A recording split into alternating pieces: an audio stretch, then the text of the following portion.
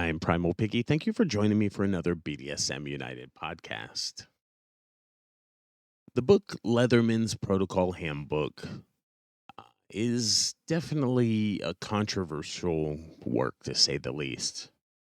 Many of Master John's peers claim that the book is a little bit askew, and that some even claim that the things that he states as facts are actually a fabrication. And we have this book in our library, along with most of the books discussing that old guard era. And we simply don't want to throw out the baby with the bathwater. So let's look at parts of this Leatherman's Protocol Handbook in this ongoing series, helping us piece together an image of the puzzle that we consider old guard history. In 1992, AOL 1 was released. AOL introduced the first email services, and life was now about to change dramatically for all of us. Computers have both a positive and negative effect on our culture, as suddenly we have a way to network worldwide to contact other members of tribes and friends that we made along this BDSM journey. Soon, web locations, chat rooms, and runs began to pop up all over the world, with everyone adding their own rules. People found out about the lifestyle, wanting this way of life, changing it to fit their individual needs. Computers made it possible for people to chat behind a false persona, allowing them to express themselves freely, giving them even more freedom. Computers also gave us the ability to go worldwide behind these disguises and these freedoms, spreading truths and, unfortunately, spreading falsehoods about our lives. However, you look at it, it did give us this total acceptance and non judging environment that we appreciate today. People suddenly became self taught experts, though, who really didn't have any of the knowledge of the former leather life.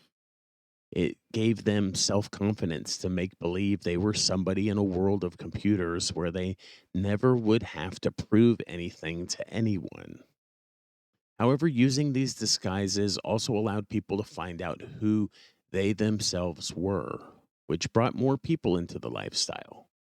Computers gave them the ability to do research and learn, which gave serious seekers that avenue of education. So you see, it wasn't all bad.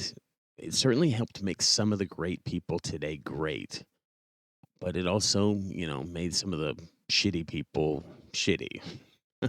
Along with the computer, however, came danger. People didn't have the training or the background that previously had been earned and worked hard for to protect.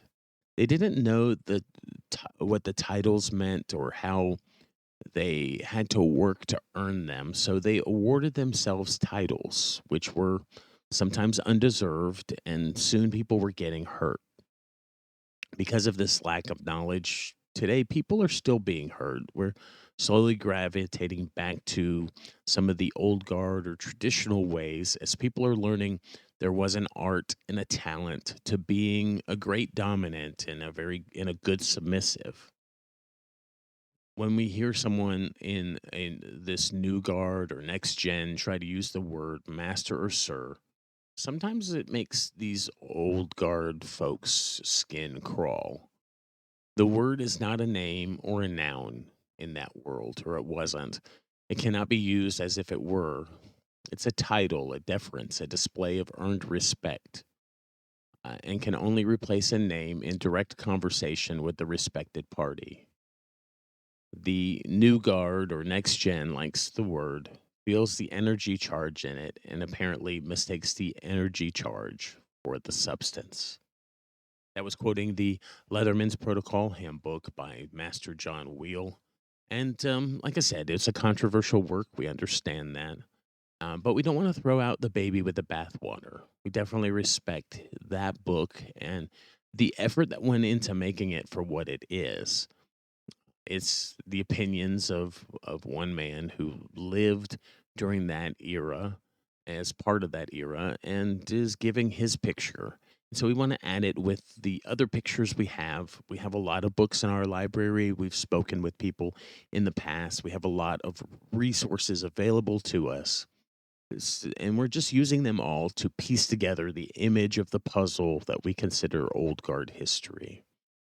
I'm Primal Piggy. You can find all of our resources at BDSM United at www.bdsmunited.com. It was a joy speaking with you today, and we'll bring you another piece of this puzzle in a future podcast, and we'll talk to you soon.